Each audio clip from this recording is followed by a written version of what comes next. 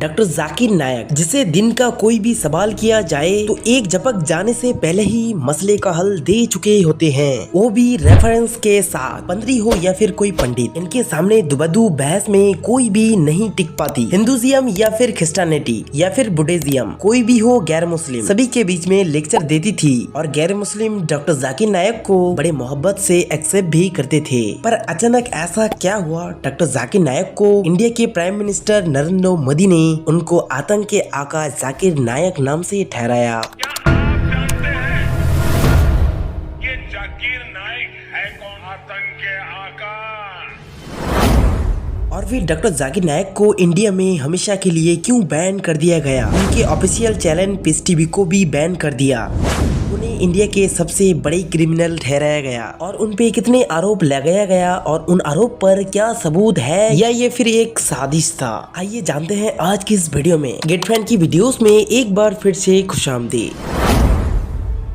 नाजरीन, 1965 के 8 अक्टूबर को मुंबई के शहर में डॉक्टर जाकिर नायक की जन्म होता है। ये एक इस्लामिक स्कॉलर के साथ साथ डॉक्टर भी है। बचपन में ही डॉक्टर जाकिर नायक पूरी कुरान को याद कर लिया था। इनकी पढ़ाई मुंबई के सेंट पीटर्स स्कूल से स्टार्ट किया था और डॉक्टर की पढ़ाई टोपी वाला नेशनल मेडिकल कॉलेज से पूरी किया। फिर 1951 में डॉक्टर जाकिर नायक ने डॉक्टरी को छोड़ के एक फाउंडेशन को स्टार्ट करते हैं। इसका नाम था इस्लामिक रिसर्च फाउंडेशन। इस फाउंडेशन के मेन मकसद था मुस्लिम हो या फिर गैर मुस्लिम, उनके पास इस्लाम की सही जानकारी को पहुंचाना। इनकी एक पीस टीवी नाम से चैनल भी है जहां पे मुस्लिम हो या फिर गैर मुस्लिम सभी एक साथ आते हैं इस सभा पर और डॉक्टर जाकिर नायक से कई सारे दिन के सवाल करते हैं। अभी सवाल का जवाब इतनी अच्छे से क्लियर करता है जिससे चंद लम्हों में हैरान करके रख देते हैं। कुरान हो या फिर गीता या फिर बाइबल, अपनी आंखें बंद करके भी कह सकते हैं कौन सी पेज में क्या लिखा है। ऐसे ही कुरान हो, गीता हो या फिर बाइबल, जितनी भी दिन की किताबें हैं सभी में एक चीज को बार बार दोहराया गया है, गॉड एक ही है और सिर्फ हमें उसी के सामने झुकना चाहिए। और अगर आप इस बात से इनकार करते हैं तो आप अपने धर्म के किताब से इनकार करते हैं और नतीजे में आप ना एक मुस्लिम बन पाए, ना एक क्रिस्तान बन पाए, ना एक हिंदुइज्म बन पाए। जो भी रिलीजन में विश्वास करते हैं उनका एक ही कहना है, खुदा एक है, गॉड एक ही है और हमें सिर्फ उनके आगे झुकना है। और इसी चीज को डॉक्टर जाकिर नायक इतनी अच्छे से एक्सप्लेन करता है, इतना ही अच्छे से एक्सप्लेन करता है कि सवाल पूछने वाला जिस भी रिलीजन का होता है उनकी धार्मिक किताब से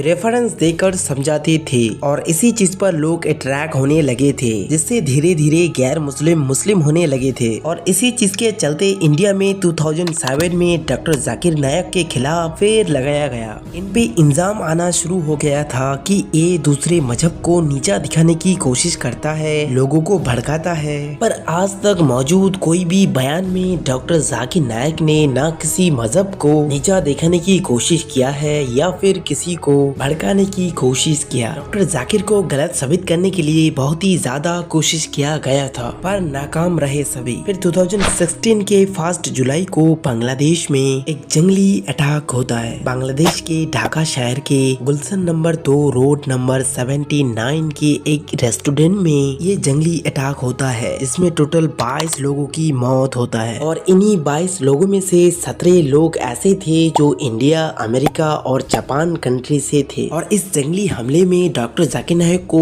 उस वक्त ऐड किया गया जब जंगली हमला करने वाले को पकड़ा गया था। उनमें से जस्ट एक मुजरिम ने डॉक्टर जाकिर नायक को फेसबुक पर फॉलो करके रखा था और इस शख्स का नाम था रोहन इम्तियाज। और यही शख्स डॉक्टर जाकिर नायक के ऑफिशियल फेसबुक पेज पर ये कमेंट करते हैं, डॉक्टर जाकिर नायक हमें इंस्पायर करता है मुजाहिद बनने के लिए। अभी अगर इस कॉन्सेप्ट को थोड़ा सा डीपली सोचा जाए तो डॉक्टर जाकिर नायक का कहना ये था, दहशतगर्द होना चाहिए लेकिन जालिमों के खिलाफ। जैसे मान लीजिए आपके घर में माँ या फिर बहन के साथ कुछ गलत होता है तो उनके खिलाफ जाहिर है आप दहशतगर्द होंगे, होना भी चाहिए। अगर दहशतगर्द नहीं हुए तो ये जालिम हद से बढ़ जाएंगे। जैसे पुलिस को चोर के खिलाफ होना चाहिए दहशतगर्द, इसी तरह एक मुस्लिम को भी होना चाहिए दहशतगर्द जालिमों के खिलाफ। पर इंडियन मीडिया ने इसी चीज को कुछ अलग पहचान दिया।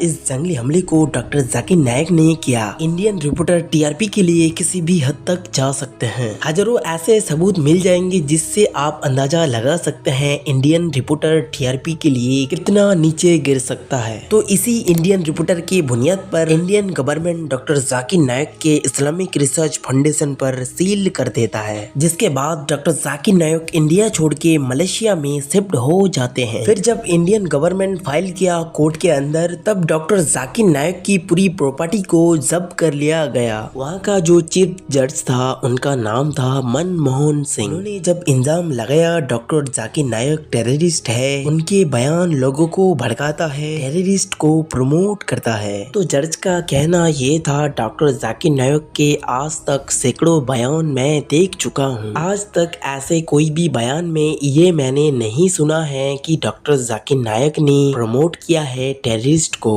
जज ने मनमोहन सिंह से ये भी कहा था, अगर आप एक भी सबूत, एक भी बयान आके दिखा सकते हैं जिनमें डॉक्टर जाकिर ने टेररिस्ट को प्रमोट किया है, जिससे अभी के अभी इंडिया में डॉक्टर जाकिर की जितनी भी प्रॉपर्टी है उनको जब्त कर लिया जाएगा। हालांकि जज ने ये पूछा था मनमोहन सिंह से, आपने कभी डॉक्टर जाकिर के बयान सुने हैं? तो मनमोहन सिंह का कहना ये था, नहीं। यानी कि एक ऐसे शख्स जिसके कभी भी बयान नहीं सुने थे और उसी के खिलाफ इल्जाम लगाया जा रहा था। ये एक प्रोफेशनल प्लान था जिसके जरिए डॉक्टर जाकिर की बैड इमेज पूरी इंडिया में फैलाने की कोशिश कर रहे थे। फिर 2019 में श्रीलंका में ईस्टर संडे धमाका में 250 से ज्यादा लोग मारा गया था। तो इंडियन गवर्नमेंट ये इल्जाम डॉक्टर जाकिर नायक पर लगा दिया। हालांकि ऐसा कोई भी सबूत नहीं मिला था जिससे डॉक्टर जाकिर को मुजरिम ठहराया जाए। डॉक्टर जाकिर नायक को इंडिया में इल्जाम पर इल्जाम लगा के क्रिमिनल बनाने की कोशिश किया जा रहा था, जिसके चलते बांग्लादेश और श्रीलंका में इनकी ऑफिशियल यूट्यूब चैनल को बैन कर दिया गया था। इंडिया से इंटरपोल के जरिए आज भी डॉक्टर जाकिर नायक के हवाले के लिए मलेशिया पर दबाव डाला जाता है, लेकिन मलेशिया की गवर्नमेंट सबूत मांगता है तो दिखाने के लिए कुछ भी नहीं होता है इंडियन के पास। किसी पर जबरदस्ती सवाल तो उठाया जा सकता है पर सबूत जबरदस्ती नहीं लाया जा सकता है। डॉक्टर जाकिर नायक गलत नहीं थे, नहीं थे, नहीं थे। उम्मीद है गेट पॉइंट की इस वीडियो से आप लोग काफी कुछ समझ गए होंगे और आप सभी का क्या राय है ये कमेंट पे बताना मत भूलना। आप लोगों से फिर से एक बार मुलाकात होती है गेट पॉइंट की किसी और एक नई वीडियो में।